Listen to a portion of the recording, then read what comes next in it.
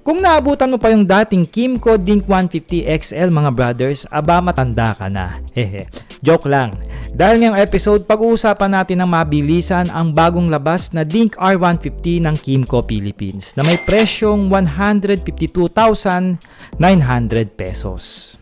Ang laki naman talaga ng pinagbago nito sa overall design na mas lalong naging sporty and adventure looking sa pagiging automatic scooter. At hindi lang forma ang binago dito dahil pati features ng scooter ay latest na rin katulad ng traction control, ABS at emergency brake warning nito for better safety nito sa daan.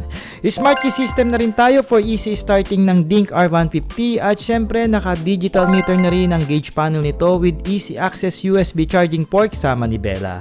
And yes, fully LED function na rin ang lighting system na scooter na may malaking gas tank na umaabot sa 10.7 liters na may 40 km per liter in fuel consumption. At kasya sa U-box nito ang isang full face helmet and with the utility hook na rin sa mismong upuan na scooter para sa mga dalahin natin.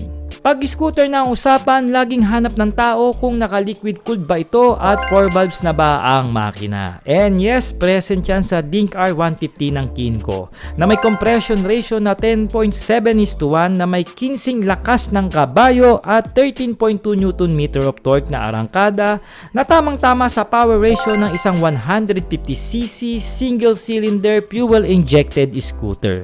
Sinusuportahan nga ito ng adjustable dual shock sa likod at telescopic port naman sa harapan pagdating sa kanyang suspension system na pinagugulong ng 13 inches wheel mags na may mga tubeless na goma. At meron nga tayo ditong tatlong kulay na pagpipilian.